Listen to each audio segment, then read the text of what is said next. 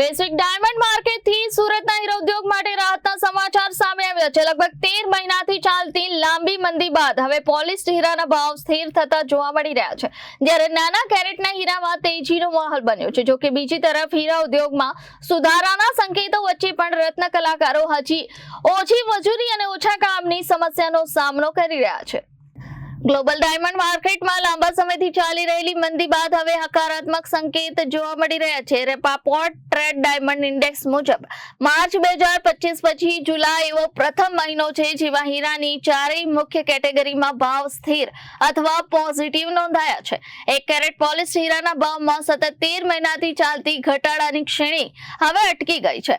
ઓછા ઉત્પાદનને કારણે નાના હીરાની માંગ વધી છે। પરિણામે 0.50 કેરેટના હીરાના ભાવમાં 1.8% અને 0.30 કેરેટના હીરાના ભાવમાં 1.6%નો વધારો નોંધાયો છે, જ્યારે 3 કેરેટના હીરાના ભાવમાં પણ 0.2%નો હળવો વધારો જોવા મળ્યો છે।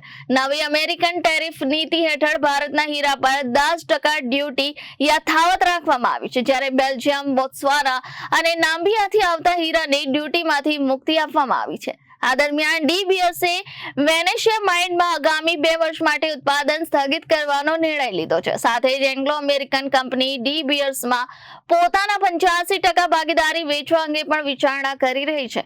ઇન્ડિયન ડાયમંડ ઇન્સ્ટિટ્યૂટના ચેરમેન દિનેશ નાવડિયાએ જણાવ્યું હતું કે બજારમાં તેજીનો માહોલ જળવાઈ રહે તે માટે ઓવર પ્રોડક્શનથી દૂર રહેવું જરૂરી છે।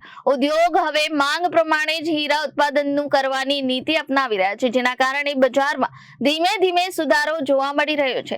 જો કે ઉદ્યોગમાં સુધારાના સંકેતોથી હજી લાભ રત્ન કલાકારો સુધી પહોંચ્યો નથી। 3 વર્ષ પહેલા મજૂરીના દરમાં થયેલો ઘટાડો આજે પણ યથાવત છે અને કામ પણ પૂરતું મળતું નથી। તેથી રત્ન કલાકારો મજૂરીના દરમાં યોગ્ય વધારો કરવાની માંગ કરી રહ્યા છે। મારું નામ મહેશભાઈ વણઝારા છે। અમને લાગે છે કે માર્કેટમાં ભાવ વધ્યું છે એવું અમને લાગે છે। મેં વાંચ્યું છે પેપરમાં, પણ અમને ભાવ મળતું નથી। અતિશય મોંઘવારીના કારણે અમારું ઘર ચાલતું નથી। તો આ પરિસ્થિતિમાં અમારું ઘર અમને કેમ હાંકીએ એ અમે વિચારી રહ્યા છે।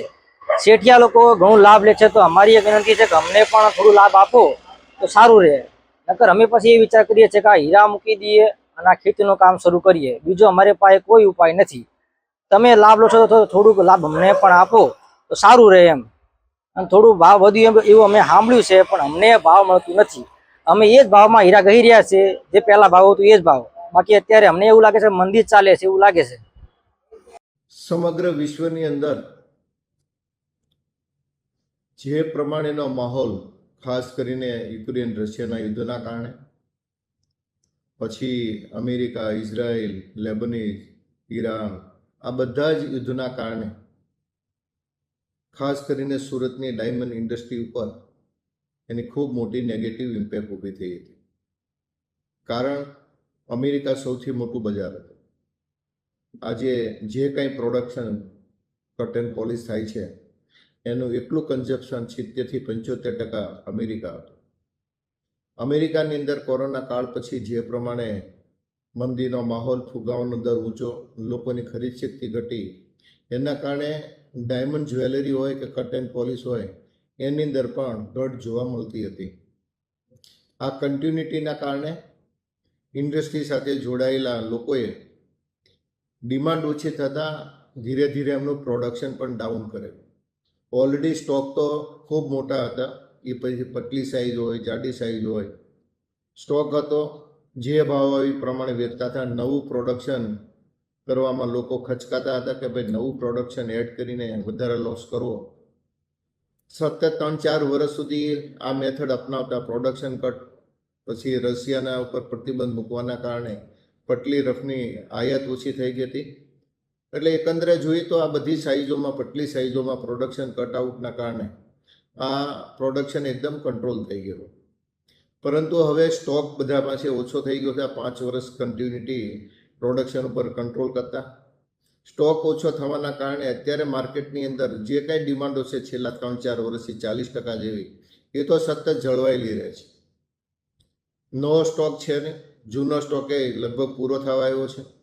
એટલે લોકોએ હવે પહેલાં મેથડ એવી હતી કે લોકો સ્ટોક કરીને માલ વેચતા હતા, અને હવે મેથડ ચેન્જ કરી કે ડિમાન્ડ પ્રમાણે માલ બનાવવો।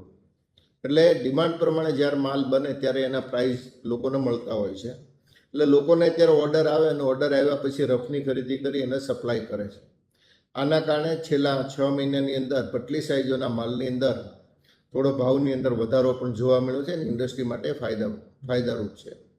પરંતુ આ બેનિફિટને જે પ્રમાણે અત્યારે ઇન્ડસ્ટ્રીના લોકો લઈ રહ્યા છે એમાં ઓવર પ્રોડક્શન ન કરી દે અને જે મેથડ છે એ મેથડ કન્ટિન્યુટી ચાલુ રાખે તો ચોક્કસ ઇન્ડસ્ટ્રી સાથે સંકળાયેલા લોકોને તમામને આ મંદીના માહોલની અંદર કંઈક ફાયદો થશે એવું મારું વ્યક્તિગત રીતે માનવું છે. મારું નામ છે હરેશ હરકાણી. હું એક રત્ન કલાકાર છું. મારું કહેવાનું એવું છે કે અત્યારે ડાયમંડ માર્કેટમાં ઘણો ખરો સુધારો આવ્યો છે, તો છતાં રત્ન કલાકારોના ભાવ હજી કેમ સુધી વધ્યા નથી? એનું કારણ એવું છે કે છેલ્લા 4 વર્ષથી આ મંદીનો માહોલ હતો, તો વચ્ચે સુધારો આવ્યો ત્યારે ભાવ ન વધ્યા. અત્યારે ડાયમંડ માર્કેટમાં સારું છે, અમને કારણ કે અમે હીરા ઘસીએ છીએ એટલે અમને ખ્યાલ હોય કે ભાઈ અત્યારે થોડોક સુધારો છે, તો રત્ન કલાકારોનો ભાવ કેમ નથી મળતો પૂરો?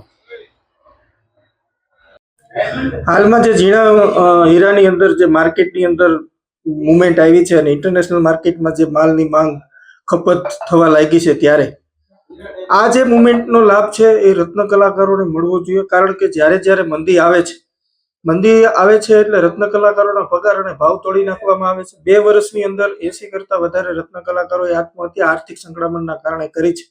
તો એમાંથી જે રત્ન કલાકારોને સરકારે મદદ કરવી જોઈએ પણ કરી નથી.